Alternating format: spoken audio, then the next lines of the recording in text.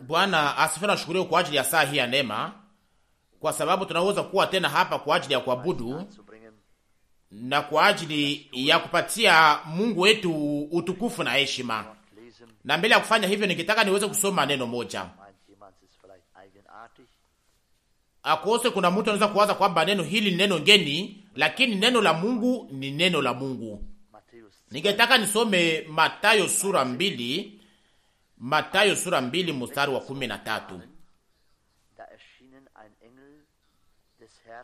Na wakati walipokwisha kwenda zao, tazama, malaika wa Bwana alitokea Yosefu katika ndoto akisema, ondoka, uchukue mtoto na mama yake, ukimbilie Misri, ukae kule hata nitakapo kwambia.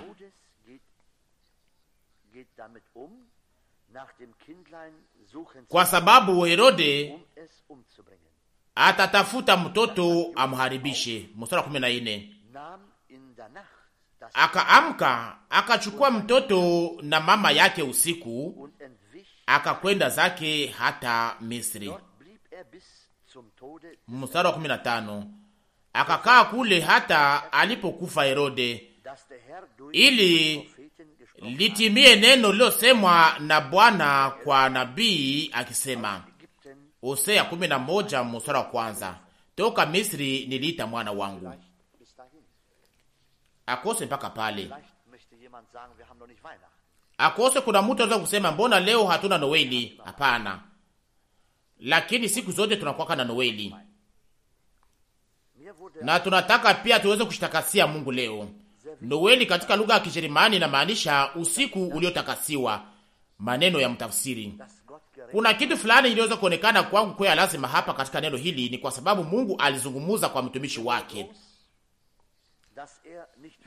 Na niweza kushangazwa sana kuweza kuona naye hakuchelewa. Unaweza kuwazia mambo mengi kuhusu maneno haya. Malaika ndani ya ndoto, si sote tunaotaka ndoto, lakini hii ilikuwa ni nguvu sana. Na naamini ya kwamba Yosefu naye alikuwa akijua ya kwamba Mungu anaweza kuzungumza kupitia ndoto. Kwa maana ilikuwa imekwisha kuandikwa katika Agano la Kale hivyo. Na yeye alikuwa ni mtu aliyekuwa akiogopa Mungu. Hakuweza kuchelewa. Aliamka usiku. Sijui kama siku moja, kama mwito huu kama huu unaweza kuambiwa kwetu, na shuhuda kama nasi tunaweza kuwa tayari. Tunaweza kuwa tayari. Amina. Na hapo tunaweza kusema amina. Naamini ya kwamba mwito huo ulikuwa ni nguvu sana, lakini ningetaka kuweza kuongeza kitu fulani. Mwito utasikilikana kama vile yawezekana, kama vile kwa Yosefu, lakini hapo kunasemeka ya kwamba hakutakuwa tena uwezo wa kuweza kuchelewa, lakini unapaswa kutii na kwenda. Na niweza kuguswa sana na wazo hili, naweza kuiwazia kidogo. Na Mungu anaweza tu kutimiza ahadi zake na neno lake alilotoa kupitia tu watu ambao walio katika utiifu wa ujao kwa neno lake, na ni katika hali hiyo peke yake. Hapa tunaiona waziwazi. Yosefu alipashwa kwenda, na hiyo yangepashwa kufika hivyo, kwa maana ilikuwa imekwisha kusemeka mbele, na ahadi ilikuwa imekwisha kutolewa, na hiyo muda ingepashwa kutimilika, na yote ingepashwa kutimilika. Naendelea kusoma kidogo mbali kadogo, na kisha inasema kwa mstari 16. Halafu Herodi akiona ya kuwa alizihakiwa na wakili, alikasirika sana. Akatuma watu, akaua watoto wanaume wote waliokuwa Bethlehemu na mipaka yake yote, toka miaka 2 na kidogo kupita, kama wakati aliyohakikishwa na wakili. Mstari 17. Alafu neno lilitimia lilosemwa na nabii Yeremia. Yeremia 31 mstari 15 akisema, mstari 18, sauti ilisikiwa katika Rama, kilio na maombolezo mengi, Rakeli akililia watoto wake, asitake kufarijiwa kwa sababu hawako. Na tunaweza kujiuliza sasa, kwa nini hii imepaswa kufika? Na hii ilikuwa ya lazima, lakini wapendwa, hiyo ilikuwa imekwisha kutabiriwa na ilikuwa imesemeka ya kwamba hiyo ingepaswa kufika. Na tunaweza kusema sasa, huyu Herodi muovu alifanya nini? Lakini yote yangepaswa kuua vile, kama vile mpango wa Mungu iweze kutimilika, na yale iliyosemeka kupitia kinywa cha Mungu yote yanapaswa kuwa pale. Na tunaona kupitia hii maneno, kupitia hii utiifu, yote ambayo yalifika, kila neno lililoahidiwa na manabii lingepashwa kutimilika, na hakuna namna ingine, hakuna namna ingine. Na hapa kama tunaendelea kusoma andiko hili mstari 19, hata Herodi alipokufa, tazama, malaika wa Bwana alitokea Yosefu katika ndoto kule Misri, akisema, mstari wa 20, ondoka, chukua mtoto na mama yake, ushike njia kwenda nchi ya Israeli, kwa sababu wamekufa waliotafuta kuua mtoto. Tunaweza kushiriza sasa, kwa nini hakuweza kukufa mbele? Ilikuwa ya lazima ili waweze kuwa watoto wengi kama hawa, lakini yote yanapaswa kufanyika kama vile ilivyokuwa imepangwa, kama vile Mungu anataka. Yote iliyotayarishwa yanapaswa kufika. Mstari 21, akaamka akachukua mtoto na mama yake akafika nchi ya Israeli. Mstari 22, lakini wakati aliposikia Arkelao alitawala Yudea pahali pa Herode baba yake, akaogopa kwenda kule, naye akikwisha kuonywa na Mungu katika ndoto, akakwenda zake hata pande za Galilaya. Mstari 23, alipokuja alikaa katika mji ulioitwa Nazareti, ili litimie neno lililosemwa na nabii, ataitwa Mnazareti. Ni utajiri gani! Ona gisi ya damani sana. Maneno haya ligeuka kuwa ya damani kwangu sana. Naamini ya kwamba kwa ajili yetu sisi, na tunaamini ya kwamba sote Mungu anatimizaka neno lake kupitia tu utiifu. Na neno hili linatuambia nini? Linatuambia nini, wapendwa ndugu na dada?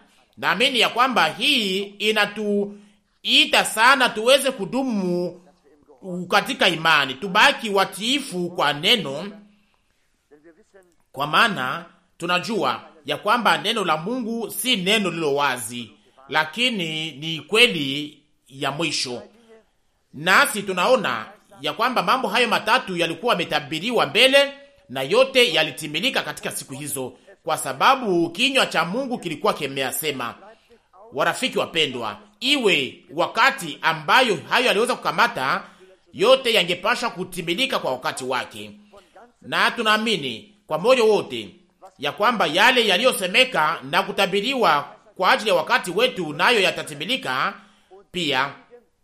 Na wale waliosimama imara, waliobaki waaminifu katika imani kama vile Yosefu ambaye aliyetii, wote waliweza kuona mambo jinsi yalikuwa yakitimilika. Wapendwa ndugu na dada, nasi pia tunaweza kutoka imani tukiona tuliyoamini. Na basi Mungu atufanzie neema jioni hii pia, ili tuweze kusikia tena neno lake, tuweze kumupatia utukufu na sifa, kwa sababu tunaishi katika wakati au dunia iliyo mbaya kama vile wakati ule, na ilikuwa ni wakati ngumu sana, wakati ya ngumu sana kwa wakati ule. Mwazie kuweza kuwa watoto wote kwa sababu ya mtoto mmoja, lakini hiyo ingepasha kufika. Wapendwa ndugu na dada, basi Mungu aliweza kutupatia neema yake jioni hii, na sio tu jioni hii tu, lakini kwa wakati wote, ili tuweze kuheshimisha neno lake, tuweze kumtukuza na tuweze kusifu jina lake. Tusimame sasa kwa ajili ya kuomba pamoja. Mungu mwaminifu, tunakushukuru kutoka kini cha moyo pia kwa ajili ya jioni hii, kwa maana unaturuhusu kuweza kuwa tena hapa, kuweza kuabudu na kusifu jina lako ambalo liko juu ya majina zote.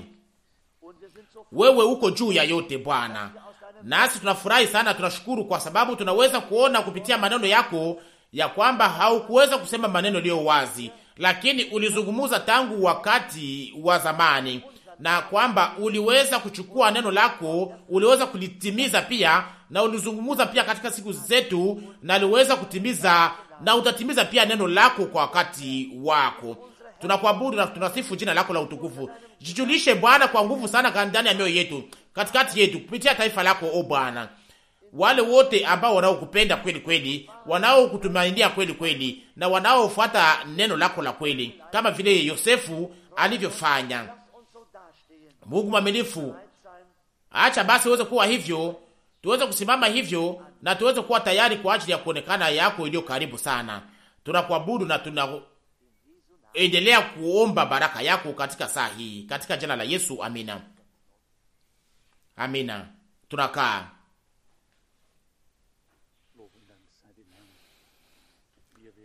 Bwana asifiwe na shukuriwe. Tutaweza kuabudu kwa sababu ni ya hii, kwa sababu ya hiyo ndio tumekuja kwa ajili ya hiyo. Wakati tunaposikia maneno ya Mungu ndani mwetu, mnaamka hitaji ya kilindi na kusema, Bwana, shuhudia tena ingine mara moja kupitia uwepo wako, kama vile uliye hai, kama vile anayezungumza, kama vile anayetenda katikati yetu. Wakati tunaposoma yote ambayo Mungu aliyofanya, tunakuwa na hitaji ili aweze kuifanya tena. Ila tu yale ambayo Mungu aliyofanya na wengine haitusaidia yake kwa ujao, lakini hiyo inaongeza imani yetu nguvu, lakini inatuonyesha pia yale ambayo Mungu anaweza kufanya, iko na uwezo wa kufanya, lakini ni wakati anaweza, na wakati sisi tunaweza kuishi hiyo kitu moja. Tuko hapa ili tuweze kuabudu, ili tuweze kuomba Mungu ili atusaidie. Hapa sasa hivi niweza kusema kwa sauti kubwa, iko namna gani kuhusu sisi? Ndugu Rusi alikuwa akiuliza wakati Bwana anapotoa agizo, na hapo niliweza kusema ndiyo, lakini kuweza kufanya vile vile kama vile Mungu anavyosema, hiyo haikuwa nyepesi sana, si vyepesi sana. Na mara nyingi tunawazaka pia ya kwamba hatukuweza kufanya kama vile tungepashwa kufanya, na kwamba hatukuweza kuifanya vile vile au kwa namna iliyo njema. Na hapo sasa unaanza kushukumu mwenyewe, na unatoka kwa kitu moja mpaka kwa kingine. Lakini tunaweza kutoa funzo kutoka haya yote. Mungu iko juu ya majira yote, na kwa mwisho mambo yote yanapaswa kufika kwa ajili ya utukufu wa jina lake.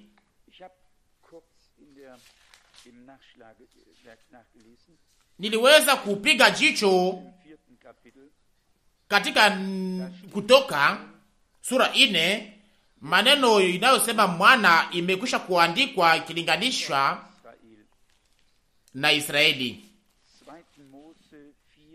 Kutoka 4 mstari 22. Unaweza kusoma pale Kutoka 4 mstari 22. Na utamwambia Farao, Bwana anasema hivi, Israeli ni mwana wangu, mzaliwa wangu wa kwanza. Mstari 23.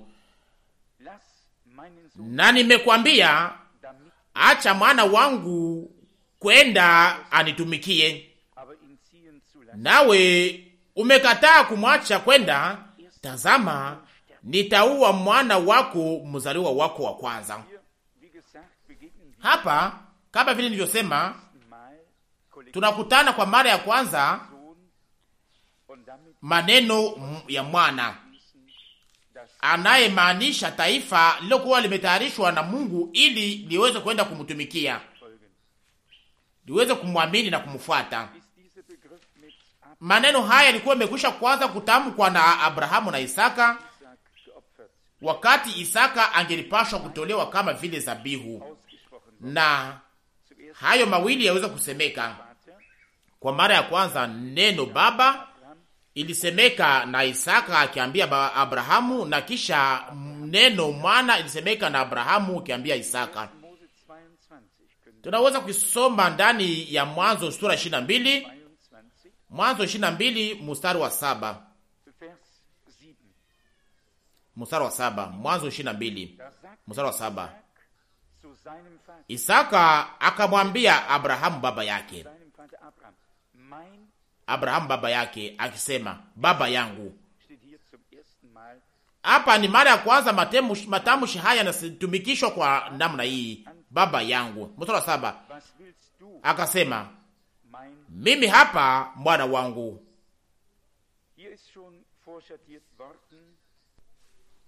Hapa inaonyesha yale ambayo ingepashwa kufika.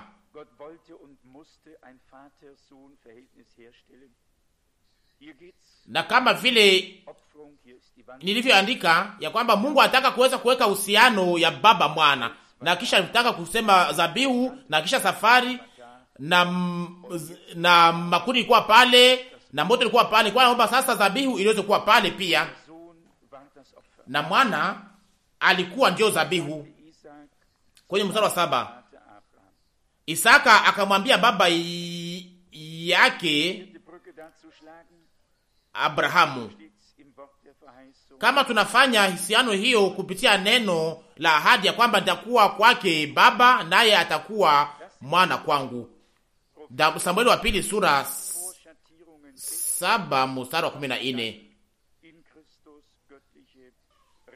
Hiyo ni maonyesho ilikuwa ikionyesha kwamba Kristo angepashwa kuwa hapa kama vile ahadi ndani ya mwili, na baba angepashwa kuwa ndani ya mwili, ndani ya mwana wake. Mimi hapa mwana wangu. Akasema, tazama moto na kuni, lakini wapi mwana kondoo kwa sadaka ya kuteketezwa? Mstari wa 8 Abrahamu akasema, Mungu atajipatia mwenyewe mwana kondoo kwa sadaka ya kuteketezwa. Basi wakakwenda pamoja wao wawili. Na tumekwisha kusoma hapa ya kwamba wakati Israeli ilipokuwa imeitwa, ilikuwa inahusu taifa mbele ya macho ya Mungu, ilikuwa ni uhusiano, ilikuwa imewekwa. Na hapa inasemeka Kutoka 4 mstari 22, Kutoka 4 mstari 22, na utaambia Farao, Bwana anasema hivi, Israeli ni mwana wangu, mzaliwa wangu wa kwanza. Maneno ya Hosea na ya Luka sura 2 inalinganishwa na hapa au inafuatana ya kwamba utaambia Israeli, itamwambia Israeli ni mwana wangu, mzaliwa wangu wa kwanza. Mstari 23, na nimekwambia acha mwana wangu kwenda kunitumikia, nawe umekataa. Na hiyo yalifika, na hiyo yalifanyika, alikataa akose mara 9. Na hapo sasa mapigo ya Mungu ikakucha, na wazaliwa wa kwanza wote wa Farao, iwe wazaliwa wa kwanza watumishi wote waliweza kufa, na wazaliwa wa kwanza wa Israeli waliweza kuishi, kwa sababu mwana kondoo alikuwa amechinjwa na damu ilikuwa imewekwa kwenye vizingiti vya milango. Tunaona ya kwamba Musa hakuweza kutamka au kutumisha maneno haya ndani ya aliko iliweza kufuata. Alisema kwamba acha mwana wangu akwende, lakini taifa hilo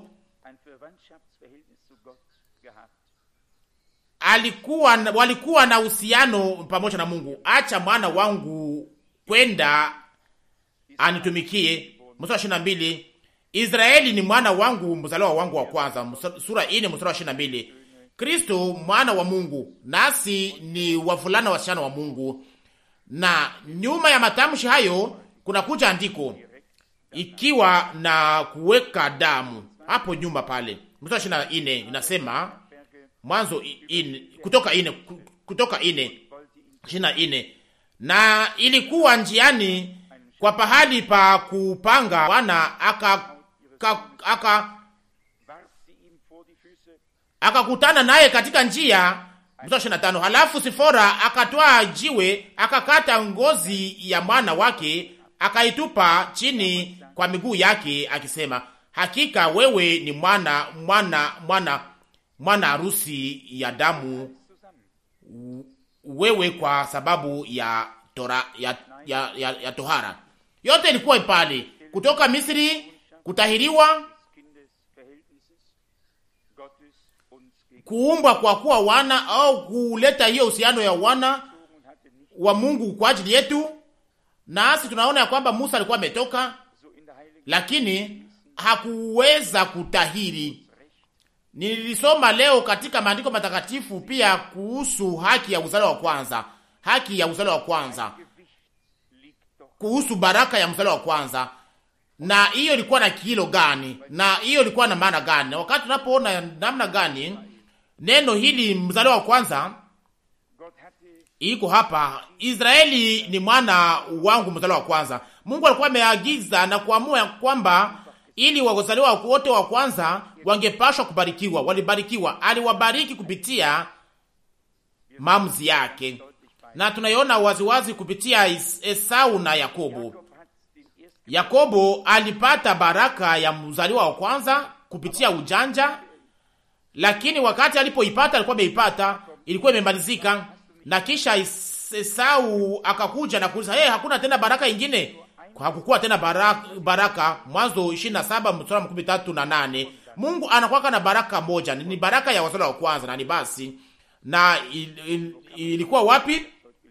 Unaweza kuisoma mahali fulani, na niweza kusoma leo, lakini kumbukumbu langu ilikuwa na haribika tena siku kwa siku. Mnajua vizuri kuhusu andiko hizo zote, ndio nitazama iko hapa Mwanzo 25:31.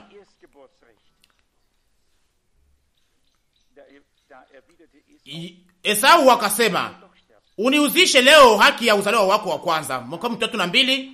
Esau akasema, tazama mimi ni karibu na kufa. Ndio, hakukuwa tena huzuni pale, lakini hapo sasa kifo ilikuwa imekwisha kutayarishwa na kuwekwa pale, ilikuwa imeanza, na hiyo haingekuwa lazima kwa ajili yake. Lakini kwa namna ya kiroho pia iko hivyo vile kwa kimwili. Kwa 31, uniuzishe haki ya uzaliwa wako wa kwanza. Mstari 32. Esau akasema, tazama mimi ni karibu ya kufa, haki ya uzaliwa wa kwanza ya kwangu itakuwa na faida gani kwangu? Yakobo akasema, uniapie leo. Naye alimwapia, akauza haki ya uzaliwa wake wa kwanza kwa Yakobo. Yakobo 34. Yakobo akampa Esau mkate na mchuzi wa ndegu, akakula na kunywa, akasimama akakwenda zake. Ndivyo Esau alivyodharau haki yake ya uzaliwa wa kwanza. Yale sio kuwa na maana kwa ajili ya mmoja, ilikuwa na maanisha yote kwa ajili ya mwingine. Nasi tuliweza kusoma ya kwamba namna gani waweza kupata mama yake, na mama yake alikuwa pale ili aweze kumshauri na kumsaidia, na alimwambia waziwazi yale angepashwa kufanya. Mnaweza kusoma kwenye sura 27 ya Mwanzo, inasemeka waziwazi kwenye mstari wa 5 jinsi mambo yaliweza kufanyika, lakini mwisho ulikuwa njema kwa ajili ya Yakobo, ndio, kwa ajili ya Yakobo, kwa sababu Mungu alikuwa na kitu fulani kilichokuwa kimetayarishwa kwa ajili yake. Na tunaona ya kwamba wakati inapohusu kubarikiwa, na Isaka akauliza, wewe kweli ni mwana wangu Esau? Akasema, ni mimi. Na Isaka ambaye alikuwa amekomaa sana akasema, lakini mbona sauti ni ya Yakobo? Akatambua, na ijapokuwa ingepashwa kuwa hivyo, kwa sababu ilikuwa ni mpango wa Mungu. Na hiyo inatuonyesha ya kwamba mara moja tu umuhimu gani ambayo haki ya uzaliwa wa kwanza ilikuwa nayo na ambayo iko nayo leo. Kristo, yeye mzaliwa wa kwanza katikati ya waliokufa, na yeye mzaliwa wa kwanza, yeye aliye malimbuko ya roho, yeye mtunda ya kwanza ya roho kwa wale walio wazaliwa wa kwanza. Waroma 8:29. Si vyepesi kuweza kusoma au si vigumu kusoma, lakini naiwazia tena leo. Lakini nani aliyezaliwa na Mungu? Nani ambaye aliyeweza kupata haki ya uzaliwa wa kwanza? Haki ya uzaliwa wa kwanza kupitia kuzaliwa, haki ya uzaliwa wa kwanza. Na nataka kusema hapa ya kwamba kuzaliwa upya. Ndugu Branamu alituambia kwamba hata kama unaweza kupakaliwa na Roho Mtakatifu na kama unaweza kutimiza pia makarama na kisha unaweza kuwa umepotea kama hukuzaliwa upya. Tumeweza kusoma pia nyote hiyo katika mahubiri, kama hukuzaliwa upya. Na hiyo sasa inatusukuma kwanza mbali, tuweze kupiga magoti, tuweze kuuliza tuko wapi kwa namna ya kiroho kweli kweli. Na Israeli ilikuwa ni mzaliwa wa kwanza. Acha mwana wangu wa kwanza atoke kunitumikia, acha mwana wangu mzaliwa wa kwanza kunitumikia. Tunaona hapa kwa kiwango gani haki ya uzaliwa wa kwanza ilikuwa ni baraka, ilikuwa ni mara mbili, ilikuwa ni urithi, ilikuwa ikimbatanishwa na hiyo. Na nasi tuliogeuka kuwa waamini tunapaswa kwanza kujiuliza, baraka hiyo ya mzaliwa wa kwanza iko wapi? Tukamate mfano kwa kanisa la kwanza na yote iliyokuwa pamoja na yote ambayo Mungu angepaswa kufanya kupitia kanisa, na namna gani alikuwa akishuhudia neno lake, na yote ambayo ilikuwa ikionekana, na sio tu kwa makarama, lakini pia kupitia matunda ya Roho. Na Paulo anaandika, yule ambaye hana matunda hiyo ya Roho ni kipofu. Ni nani anaandika hivyo? Ni Petro wa pili sura 1:9. Wagalatia 5 nasema nini? Unaweza kuisoma.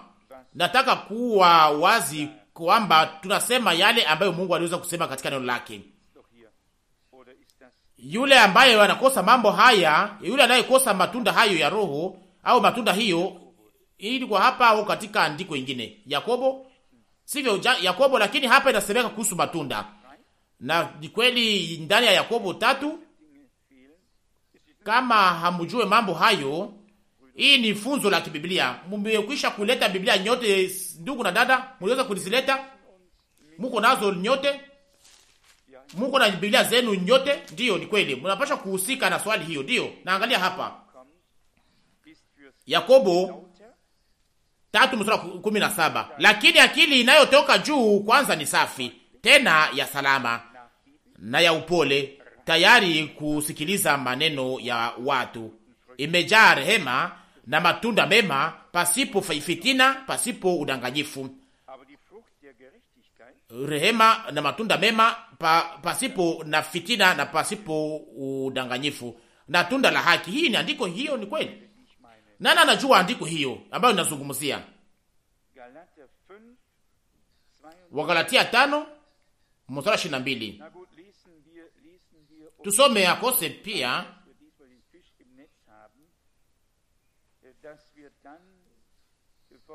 kwa kuweza kuwa na samaki njema ndani ya nyavu. Tusome mstari wa 19.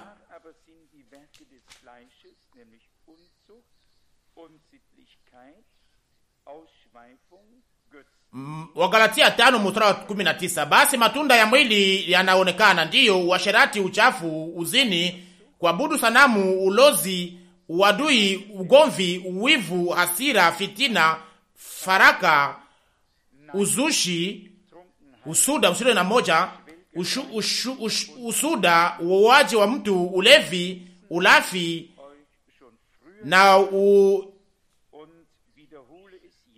na yanayofanana na maneno haya. Juu ya maneno haya ninawaambia ninyi mbele, kama nilivyowaambia ninyi zamani, watu walio na matendo haya hawatariti ufalme wa Mungu. Mstari 22. Lakini matunda ya Roho ni mapendo, furaha, salama, uvumilivu, neema, wema, uvumilivu, upole. Mstari 23. Upole ujizuiza, hakuna sheria juu ya maneno ya namna hii. Mstari 24. Nao walio watu wa Kristo wamesulubisha mwili pamoja na mawazo mabaya na tamaa mbaya. Sio andiko hii nilikuwa nikitafuta. Yule ambaye hasiye na mambo haya ni kipofu, au kipofu anayeona, asiona mbali. Petro wa pili sura 1 mstari wa 9. Ndiyo, Petro wa pili sura 1 mstari wa 9. Ndiyo, ni andiko hii nilikuwa nikitafuta akose. Tusome hapa pia mstari wa 5, kwa maana inahusu makazi au makazi. Hiyo hapa inasemeka kuhusu tabia ya kimutu. Mstari wa 5, ndiyo, Petro wa pili sura 1 mstari wa 5. Ndiyo, kwa sababu ya maneno hii mkiwezeshwa kuwa upande wenu kwa nguvu zote. Mstari wa 6, na katika kujua kwenu kiasi, na katika kiasi saburi, katika saburi yenu utawa. Mstari wa 7, na katika utawa upendo wa ndugu, na katika upendo yenu ya wandugu mapendo. Mstari wa 8, maana maneno haya yakiwa yenu na kuzidi, yanafanya ninyi kuwa si wavivu wala si watu wasio na matunda ya kujua Bwana wetu Yesu Kristo. Mstari wa 9, kwa kuwa yeye anayekosa maneno haya ni kipofu, akiona vitu vilivyo karibu tu. Naamini kwamba neno hili ni ya dhamani sana, ya makini sana, na kwamba tunapaswa kujua hili neno. Lakini hapa linaandikwa katika Wakorinto wa kwanza sura 11 kwamba kila mtu achunguze mwenyewe, na si vibaya kila mtu kuweza kujipima yeye mwenyewe hapa. Lakini kama sisi kama wana wa Mungu tunapaswa kuwa pale kama vile watoto wa Mungu, tunapaswa kuwa tumezaliwa upya na kuweza kuwa na uzima mpya ya Mungu. Tunapaswa kuchukua matunda ya Roho na kuweza kuonyesha makazi au tabia ya Yesu Kristo, na haipaswi kuwa mafundisho, lakini inapaswa kuwa uhakika, ukweli. Ni kusema ndani ya ukweli ya hakika, na hiyo inapaswa kuwa hivyo, na inapaswa kukomaa na kuendelea. Na kulingana na maneno haya inasemeka hapa pia, yule asiye na mambo haya, mtu asiyekuwa na mambo haya iko kipofu, anaona vitu vya karibu tu. Inaomba tu kuweza kujiuliza swali kuhusu haya wewe wenyewe, na kuweza kujiuliza sisi kwa sisi, sasa ni kitu gani Mungu kweli kweli aliweza kufanya, aliweza kutimiza nini? Ni kitu gani kilichoweza kugeuka kuwa uhakika ya kiungu, na iko namna gani kuhusu sisi? Mimi si mmoja wa wale wasio waweze kuamini au wasioweza kuelewa, lakini pia sitaki kuweza kuwa sehemu ya wale ambao walio na oreye kwenye kichwa chao na wanaosinzia, wanaolala kwa usingizi ya wenye haki, na akose kuwa na ndoto ambayo haiwezi kutimilika. Lakini nataka kuweza kuwa na ndoto ambayo inaweza kutimilika kama vile ya Yosefu, ndoto kuliko yale ambayo tunayokuwa nayo hapa. Ndoto ambayo tunayo hapa ilikuwa ni ndoto ya Biblia, na kama ilikuwa ya Biblia haitakuwa na hitaji ya kuweza kutafsiri ndani ya Agano Jipya. Hiyo ndoto ya Agano Jipya ilikuwa tofauti na ndoto ya Agano la Kale. Ilikuwa naomba katika Agano la Kale ili mtu mmoja aweze kuja na ili mtu fulani aweze kuitafsiri, lakini katika Agano Jipya ndani ya ndoto mulikuwa ndani agizo ya kiungu iliyokuwa wazi na bila mashaka, na ilikuwa pale mara moja na mara pili ikakuwa pale, na hiyo ilikuwa ikilingana mara wazi kulingana na tafsiri ya Biblia ya Menge ya Yoeli 2:28 ya kwamba wazee watapata maufunuo ndani ya ndoto, na sio ndoto lakini ufunuo ndani ya ndoto. Unaweza kuwa na ndoto na kisha hutapata ufunuo ndani ya ndoto, na unaweza kuwa na maono na bila kuweza kupata ufunuo, na unaweza kutafsiri wewe mwenyewe, lakini kuna namna tofauti. Lakini Yosefu yeye alipata agizo iliyokuwa wazi ndani ya ndoto yake, na agizo kama hiyo inakuwa kama vile unabii, iko ufunuo wa Mungu. Na kama mnasoma ndani ya nabii Danieli, mtu huyo aliona maono iliyokuwa ya nguvu sana ndani ya ndoto. Ilikuwa ni kitendo, aliona hiyo katika ndoto. Mnaweza kufanya hivyo, nawaza kwamba naweza kuisoma, na hayo ni mambo ya kuaminiwa ambayo Mungu aliyofunua na ambayo ngali leo vile vile. Mara nyingi na hitaji ili Mungu aweze kuzungumuza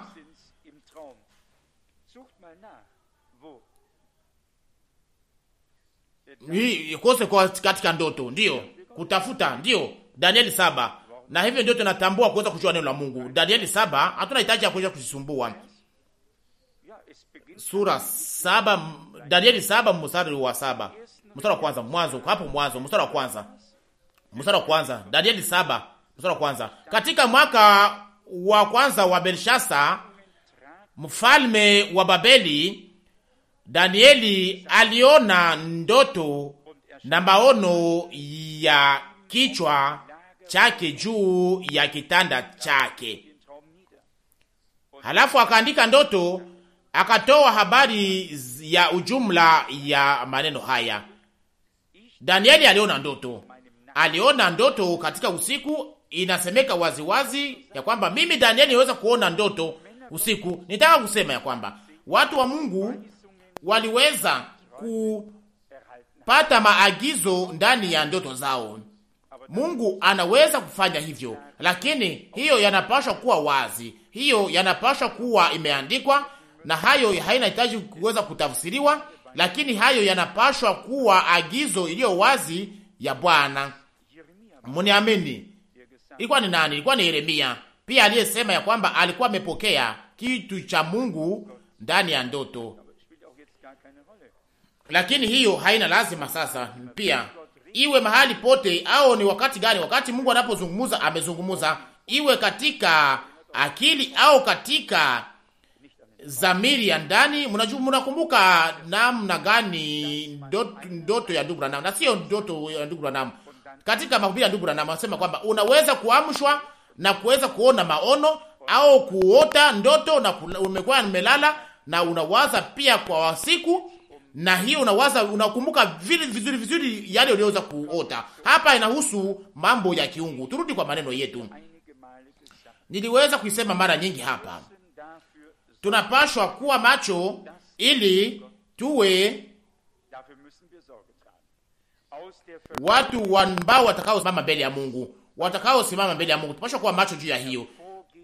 Kuhusu utangazaji, kuhusu mahubiri, ndani mnapaswa kuzaliwa kanisa leo mwili wa mwili wake, mfupa yake, neno lake, roho wa roho wake, uzima ya uzima wake, itakao kuwa kama vile yeye.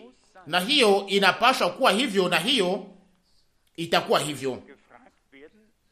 Sasa swali ya kujiuliza ni hii: utakuwa pale, nitakuwa pale, tutakuwa pale, lakini tumekuja hapa ili tuweze kupokea neno la Mungu ndani yetu, ili tuweze kuliacha liweze kutenda, ili uzima mpya wa kiungu uweze kujifunua ndani yetu. Na ni lazima sana ili tuweze kujiuliza tumefika wapi kwa namna ya kiroho pamoja na Bwana. Tuliweza kusoma mara nyingi neno la Yakobo sura 1 mstari 18. Yakobo 1 mstari 18. Kwa mapenzi yake mwenyewe alituzaa sisi kwa neno la kweli, ili tuwe kama malimbuko ya viumbe vyake. Ni kusema neno la kweli, roho wa kweli, vyote viwili vinaumba kitu fulani. Ni kusema vinaumba mtu mpya aliyeumbwa kwa sura ya mtu, akiwa na matunda za roho. Na huyo mtu mpya, mtu aliyeumbwa na Mungu, hawezi kutenda dhambi. Ni kusema sasa hawezi kupingana na neno, hawezi kuvunja neno la kiungu, hawezi kulivunja, hawezi kulizarau, hawezi kuliweka pembeni, hawezi kulikataa, hawezi kulileta mabishano juu yake. Mbegu hiyo inakuwa ndani yake, na sababu ya hiyo nduko pale neno la Yohana nawaza kwamba iko kwenye sura 3. Yohana wa kwanza sura 3. Yohana wa kwanza sura 3 mstari wa kwanza. Yohana wa kwanza sura 3. Yohana wa kwanza sura 3 mstari wa 8. Yohana wa kwanza sura 3 mstari wa 8. Nimesema mstari hiyo kweli? Mwana wa Mungu alikuja kuvunja dhambi. Mstari 9 sasa.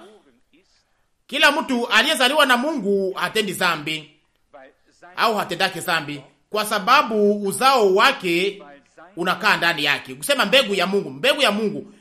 Kusema kwa sababu uzao wake iko ndani yake, wala hawezi kutenda dhambi kwa sababu amezaliwa na Mungu au amezaliwa na Mungu. Mstari wa 10.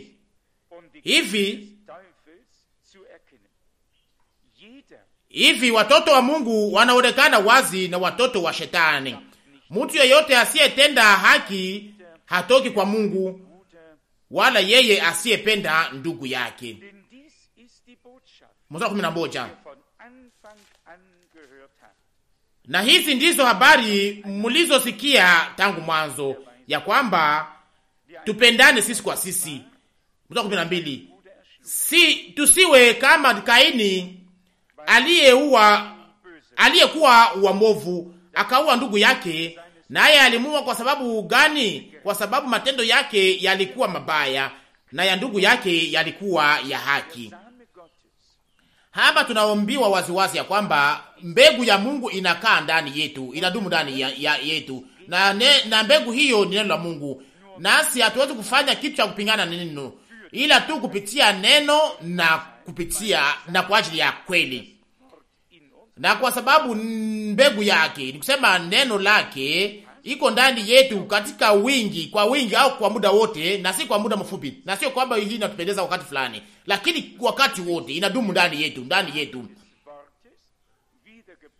Na hivyo kama vile tulivyozaliwa upya kupitia mbegu isiyoharibika ya neno la Mungu, na hiyo haiwezi kuvunjwa, hiyo haiwezi kukataliwa, haiwezi haiko kuzaliwa vibaya au kukufa au kukufa wakati unazaliwa, hapana. Lakini tulizaliwa upya hapo sasa. Kama tumezaliwa upya na kama tumegeuka kuwa wana Mungu, na hapo sasa hiyo mbegu tumezaliwa nayo upya kupitia Roho, na hiyo mbegu inadumu ndani yetu kwa wakati wote. Hiyo ni mbegu yake, na kwa sababu mbegu hiyo inadumu ndani yetu kwa siku zote, hatuwezi kutenda dhambi kwa sababu tumezaliwa Mungu. Tunaweza kufanya kosa, lakini hatuwezi kutenda kuipingana na neno.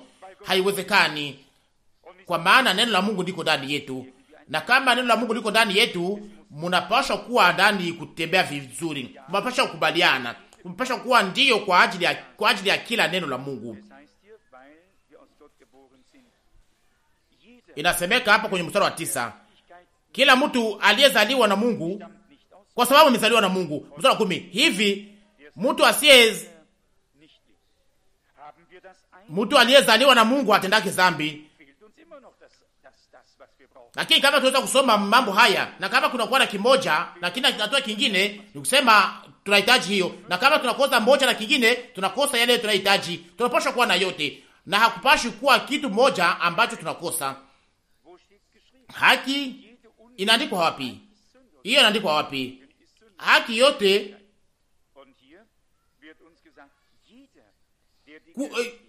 wadui wote ni zambi, makosa yote ni zambi. Yona kwanza sura 5 mstari 17. Lakini yote asiyetenda haki ni mwenye zambi. Haki ni nini?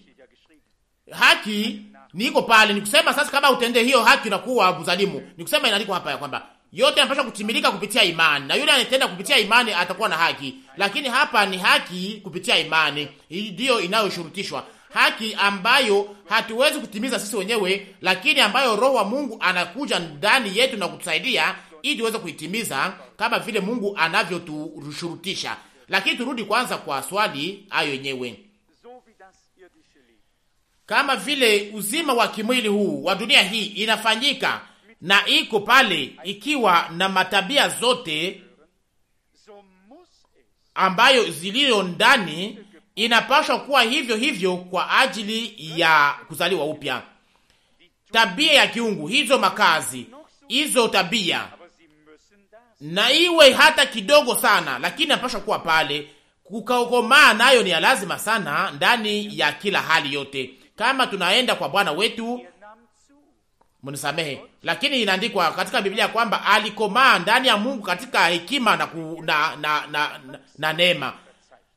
Lakini Bwana wetu naye alipata kukomaa kwa namna ya kimwili. Alikuwa mfalme wa wafalme, alikuwa kamilifu, aliyefunuliwa na komaa. Na unajua komaa gani unaweza kupata, lakini inapashwa kuwa pale, inapashwa kuwa. Na wakati tunaposoma hapa maneno iliyo ya makini sana, kama vile tunapashwa kupendana sisi kwa sisi, ya kwamba yule asiyependa ndugu yake si wa Mungu na kadhalika na kadhalika. Hiyo inasimamia wapi? Hiyo inasimama wapi? Hiyo inaanzia wapi? Au tunajipatia haki, tunatoa haki kwa yale ambayo Mungu anatushurutisha? Upendo ambayo Mungu aliyotushurutisha sisi haitaweza tena kutosha kwetu. Tutasamehewa, tutasamehe, tutaweza kutengeneza na kuweka mambo yote kwa utaratibu. Iko hiyo upendo moja hapa. Hatupashi kupenda kama vile Kaini. Ninapata hii kuwa ya lazima sana. Napata hapa ili kwamba ilikuwa imeandikwa hapa tangu muda mrefu, kutoka 11. Na hizi ndizo habari mlizosikia tangu mwanzo, ya kwamba tupendane sisi kwa sisi. Tusiwe kama Kaini, na sio kwa namna Kaini, lakini hivyo hivyo, kutoka 12 hiyo. Na nikini hivyo. Mutafute leo watu ambao hawapendaki kwa namna na Kaini. Mutafute, mnaweza kuwasha hata nuru kwa mchana na mtaweza kutafuta. Mutafute, muwalete hapa. Kuna watu ambao waliowekwa kwa kipimo na yote inaenda kwa namna iliyo mbaya. Lakini hapa inaandikwa kwamba ujumbe ameweza kusikia tangu mwanzo, ndio tuliweza kuisikia tu, ama neno linaweza kupenya ndani yetu, neno liweza kuamsha ndani yetu uzima mpya wa kiungu, ili uweze kuweka mambo haya kweli kweli katika matendo? Au tuliweza tu kuwa na mawazo tu, au tuliweza kuwa tu pale tukisikia sauti ya neno na kisha tuliweza kujiacha tukipakaliwa, na juu ya hiyo tuliweza kujipakaa kwa namna hiyo iliyo njema, bila hata neno hilo liweze kupenya ndani yetu kama vile mbegu ya kiungu. Na siwezi kujizuiza na hiyo, nakuja kama vile wakati fulani tena kwa kumalizia, ya kwamba wachache ndio waliozaliwa upya, na tunaweza kuona hii kama vile kutokuamini kwa wakati huu, lakini ni vema sana tuwe wazi na tuwe wenye haki, na sasa tuweze kuleta hata mkuvunjika kidogo, na tuweze kuleta mawazo ya kwamba tuweze kusahau na tuweze kujua kwamba tunaweza kupata haya, kuweza kuhayarika. Lakini hapa tupasha kupenda, kwa maana hiyo ndio ujumbe tuweza sikia tangu mwanzo. Leo wanazungumza kuhusu ujumbe, na hii neno natumikishwa kwa maana hii ni ujumbe. Naamini ya kwamba hiyo ndio ujumbe.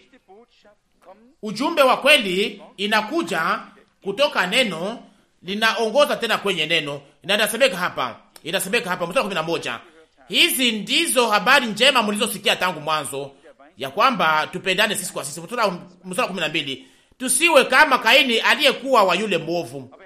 Naye alikuwa akipenda pia, lakini alipenda kwa maneno, na kwa kweli alikuwa akichukia akaua. Lakini alikuwa akipenda kwa maneno, alikuwa akipenda kwa maneno. Akose alienda kuona pia Abeli, akamwambia, wapendwa yangu ndugu, ona vyema sana tuweze kukutanana hapa katika shamba. Aliweza pia kumkumbatia na kwa mikono yake akasema, mpendwa ndugu, muda fulani. Na hapo damu ilikuwa ikilia mpaka mbinguni.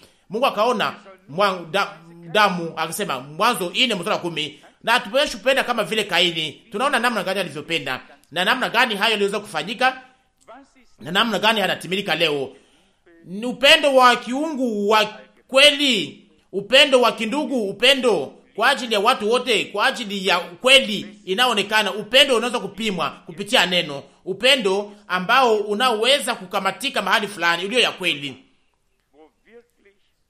Na ni hapo kulipo kweli uzima mpya wa kiungu, ndipo tabia ya kiungu na matabia na kazi za kiungu na nia ya Kristo inaweza kuonekana. Na ni hapo ndipo upendo wa kiungu ndio unaweza kuonekana bila hata bidii ya mtu. Mtu ambaye aliye na upendo wa Mungu hana hitaji ya kuweza kuweka bidii kwa kupenda. Ni tabia yake. Nataka kuzungumza kuhusu tabia mpya, tabia ya kiungu, tabia ya Mungu.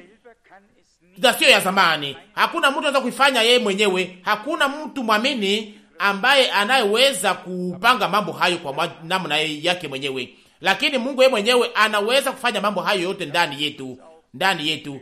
Na hiyo inatuleta pia kwa neno la Yohana 15 ya kwamba kama maneno yangu yakidumu ndani mwenu, Yohana 15:7. Mbegu hiyo ya neno ambalo tuliweza kupokea, ambayo tuliweza kutengenezwa nayo na kuzaliwa nayo kupitia Roho, inaleta uzima mpya wa kiungu.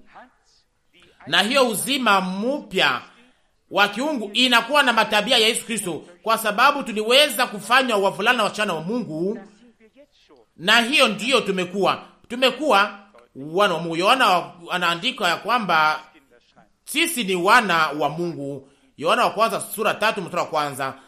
Haijaonekana yale tutakayokuwa au tutakao kufanana, lakini sisi tuko wana wa Mungu. Na sasa kama tuko wana wa Mungu, ni kusema sasa tuko uzao wa Mungu, tuko uzao wa kiungu. Na hapo sasa tunakuwa na mkazi na matabia ya Yesu Kristo yeye mwenyewe. Ninakubali kwa urahisi ya kwamba inaomba kukomaa, lakini tabia inapaswa kwanza kuwa pale kwanza. Na kwa kipimo gani tunaweza kuishuhudia?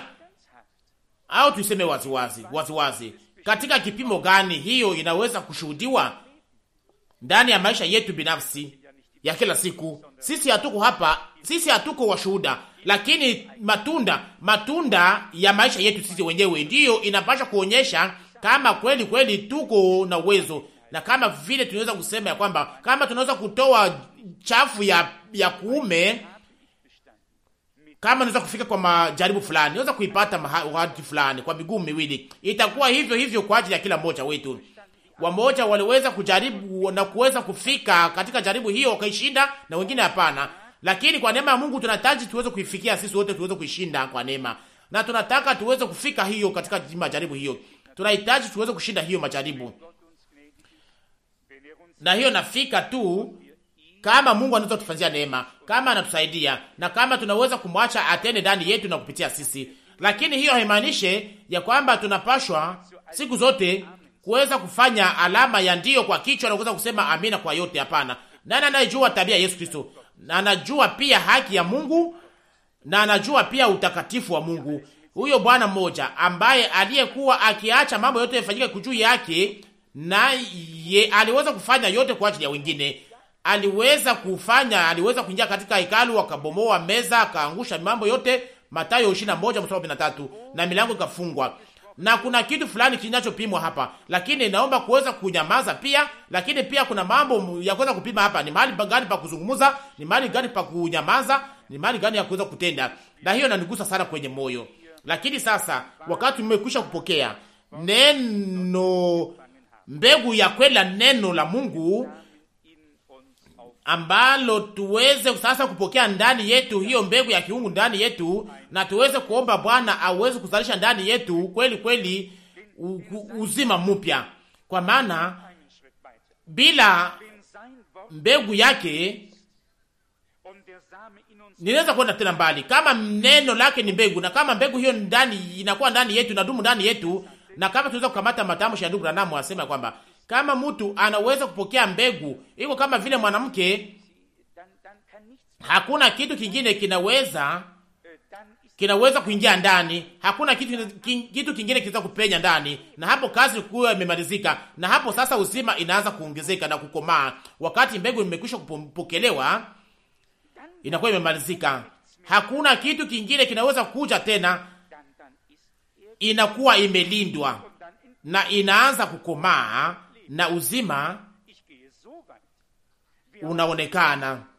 Nitakwenda pia kusema ya kwamba yule aliyezaliwa na Mungu kweli kweli, ambaye ndani mwake munakomaa mbegu ya kiungu ya neno, hataweza kutikiswa. Haiwezekani kuweza kutikiswa na upepo ya mafundisho. Hataweza kuamini leo matafsiri fulani, na kesho tena matafsiri nyingine kesho, nao na kesho nyingine tena matafsiri nyingine, lakini kwa sababu ana neno la Mungu na anaamini andiko liko ndani yake, naye iko ndani ya andiko. Neno liko ndani yake, naye iko ndani ya neno. Mbegu iko ndani yake, naye iko ndani ya mbegu. Tunaweza kusema nini kuhusu maneno haya? Hii ndiyo matokeo ya mwisho. Hawezi kwenda huko mbali na neno la Mungu na kuweza kuamini mambo na kuweza kusema oh, ndiyo kama hii ndiyo ujumbe. Hapana, ujumbe yuko hapa katika neno ya milele ya Mungu, Biblia, nasi tunapaswa kudumu ndani, na yule ambaye anaenda mbali na neno anaenda mbali na Mungu, kwa maana mwanzo kulikuwa neno, na neno lilikuwa pamoja na Mungu, na neno alikuwa Mungu, na Mungu alikuwa neno. Yule anayeenda mbali na neno anaenda mbali na neno, anaenda mbali na Mungu, anatoka ndani ya Mungu. Sijui kama naweza kusema kwa namna nyingine, lakini pia kuna orodha nyingi ya vipimo ambavyo tunapaswa kukusanyisha ili iweze kuonyesha kweli kweli kama tuliweza kufanya mazoezi ya kuzaliwa upya pamoja na Mungu, na kama sivyo tunaweza tena kuwa nayo mazoezi pamoja na Mungu yangali pale. Na waza ya kwamba si vizuri kuweza kuisema waziwazi hapa, lakini kuna kijana anaweza kuniambia hapa siku moja, ndugu Frank au mjomba Frank, usinisikie vibaya, sina kitu cha kupingana wewe, lakini niweza kusikia neno la Mungu katika miaka mingi, lakini sijaweza kufanya mazoezi pamoja na Mungu. Na ni kweli mara nyingi tunashakiaka sisi ambao tunaweza kuhubiri neno la Mungu, tunajiuliza ni kitu gani kinachokosa. Na niweza kushambia kama kweli kweli tuliweza kuhubiri sisi wenyewe kama vile wa ndugu, naweza kusema kwamba inaweza kuwa kama vile makosa yetu, ndugu Frank, ndugu Rus na wandugu wote walio kutumika hapa, lakini naweza kusema kwamba nasi tunaweza kutafsiri mahubiri iliyo ya nguvu ya ndugu Branham. Kweli mahubiri iliyo ya nguvu sana, ikiwa ndani ukushuhudia kwa kiungo ambacho kuifuatia ndani miaka nyuma ya miaka. Lakini ni kitu gani akiendeke kama neno la Mungu kweli kweli linapokelewa katika imani, linapaswa kupokelewa katika imani, hakuna namna nyingine. Kunapaswa kuwa kukubali, kunapaswa kuwa upendo, unapaswa kuzaliwa ndani yetu kupitia katika upendo wetu katikati ya Mungu na sisi. Tuliweza kuiishi pia, na sitaki ili iweze kusemeka tena kwa namna iliyo wazi, lakini kunapaswa kuwa uhusiano ya upendo ili uzima mpya uweze kuzaliwa mahali fulani. Kunapaswa kuwa uhusiano au upendo, unapaswa kuwa uhusiano ya upendo pamoja na Mungu. Upendo wa Mungu unapaswa kutushika, unapata tushika. Na hapo sasa Mungu alipenda ulimwengu, na hiyo upendo wa kiungu unapaswa kuwa ndani yetu ili hiyo uzima iweze kuonekana sasa. Na bila hiyo uhusiano ya upendo pamoja na Mungu haiwezekane. Tuweza kusema sana, tunaweza kuwa na mawazo yetu sio wenyewe, tuweza kuwa na maoni yetu kwamba hii inapaswa kuwa hivi, akosa inaweza kuwa hivi, na kwamba akosa inaweza kuwa na uzuri kama hii, lakini hiyo kitu haiko pale. Kitu gani kinakosekana? Ninahuzunisha sana kwa sababu nasema kwa namna hii, lakini tunapaswa kujiweka kwa maswali sisi wenyewe, na ni hivyo sisi sote, au kushakia sisi wenyewe. Na hapa tuna neno la Mungu, napaswa kumalizia, na tuweza kupata neno la Mungu, na tuweza kujua ni mahali gani Mungu alizungumza na mahali gani aliweza kutenda, na yale aliyoahidi yaliweza kufanyika pamoja na Abrahamu, pamoja na taifa la Israeli, na hayo yalifanyika pamoja na wote na pamoja na Bwana wetu. Na pia safari katika Misri ilitimilika hivyo, ni kwamba niita mwana wangu kutoka Misri, na yote ilifanyika hivyo kulingana na neno lake, na yote ilifanyika hivyo tangu mwanzo, na tunakubali hiyo, ni vizuri sana. Lakini leo pia, tunaishi ni leo sasa tunaishi, leo tunapaswa kuwa neno ambayo tunasikia hapa, tunasema kwamba inaandikwa hapa ni utimilifu ya yale ambayo Mungu aliandika hapa. Tunapaswa kuiona hapa, tunapaswa kusema kwamba ni utimilifu, na hiyo ndiyo njia ambayo tunapaswa kufika ndani. Na kwa ajili ya hiyo tunahitaji, na hapo sasa tunahitaji watu wanaopenda Mungu na wanaoshikwa na upendo huu wa Mungu, na hiyo mbegu ya kiungu iweze kupenya ndani yetu kwa ujao, ndani ya utu wetu wa ndani, ili uzima wa kiungu iweze kutokea. Kwa maana hiyo ndiyo tuliweza kuonyesha, na bila mbegu hakuna kitu kinachofanyika, hakuna mavuno hata pia mahali pamoja.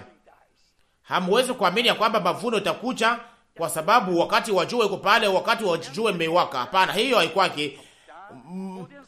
Mavuno yanakujaka wakati mbegu iko pale, wakati mbegu imekuwa imepandwa. Na kama hivyo sasa ni lazima sana ili mbegu ya kiungu iweze kuwa imekuwa neno la Mungu. Na kama neno hilo linaweza kupandwa ndani yetu, na sasa nalo linapashwa kuota, kuweka mizizi, na hakuna kitu kingine kipashwa kupenya ndani. Inapashwa kukomaa, inapashwa kuongezeka na kugeuka kuwa ya kuonekana. Basi Mungu aweze kutuleta katika uzima mpya ndani ya Kristo, na sio tu mawazo mpya au mafundisho juu ya kuzaliwa upya. Nashaka isema hapa kuna mafundisho juu ya mambo yote. Kuna mafundisho juu ya utakaso, mafundisho juu ya kuzaliwa upya, mafundisho juu ya ubatizo ya Roho, mafundisho juu ya matunda ya Roho. Lakini hatupashi kushangaa, kwa maana ndugu Branham aliweza kusema kwamba kuna mtu aliyeweza kuandika kitabu juu ya makarama za Roho na namna gani inapaswa kutumika na namna gani inapaswa kutumikishwa, na kwamba inapaswa kutumika namna gani au namna gani haipaswi kutumikishwa. Lakini mtu fulani anaweza kusoma akaambia huyo mwandishi, akasema, unaweza kunisaidia kwa kutenda? Akasema, ndiyo, mimi mwenyewe siwezi kuwa na matunda hata moja ya kiroho, niliweza tu kuandika kuhusu mambo haya. Mnamweza kusikia yote na kusoma. Mtu huyo aliweza kuregea, akakata tumaini, akasema, mtu huyo aliweza kuandika kitabu nzuri hichi cha makarama za Roho, na yeye mwenyewe hana hata tunda moja la Roho. Na kusema kwamba akasema, mimi siwezi kusaidia. Ndiyo, ni kweli kweli, lakini tuzungumze kuhusu sisi. Sasa huyo mtu hatuhusu sisi, lakini hapa tuna mfano huo ili sisi wenyewe tuweze kushitazama katika kioo. Kila mtu anakuwaka na kioo chake mwenyewe, ninayo pia na mimi siku zote, ndiyo. Lakini tuangalie katika kioo hicho, tuangalie ahadi, tuangalie neno. Tunasema ya kwamba tunaamini neno, tunasema ya kwamba tuko katika neno, ya kwamba neno liko ndani yetu. Sasa kushuhudiwa kwa neno liko wapi? Kama vile kuwa tangu liko leo na Mungu, basi Mungu atuweke katika hali ambayo hatutakuwa tena na namna nyingine, na sio kuweza kuregea. Hapana, sio kuweza kuregea, lakini tushaka kata tumaini sana, tushaka kata tumaini, lakini tusikate tumaini. Lakini tukiwa katika imani ya ujao, tukijiswali sisi wenyewe kwa kiwango tunaweza kusema, Mungu mwaminifu, kila neno lako lote ni la kweli, nalo linapaswa kushuhudiwa kama vile lilivyo, na kila neno lina nafasi yake. Lakini Roho wa Mungu ana nafasi yake pia. Matunda ya Roho yote yaliandikwa katika neno, yote ina nafasi yake. Na mnajua namna gani watu wanazungumza wakati unapowaambia kwamba Mungu alitenda kwa namna iliyo ya kipekee kupitia mtu. Niweza kusoma wakati iliyopita maneno ya mwinjilisi Mmarekani ambaye aliweza kuzungumza tena huko London. Hiyo maneno inasema kwamba kurudishiwa kwa ujao.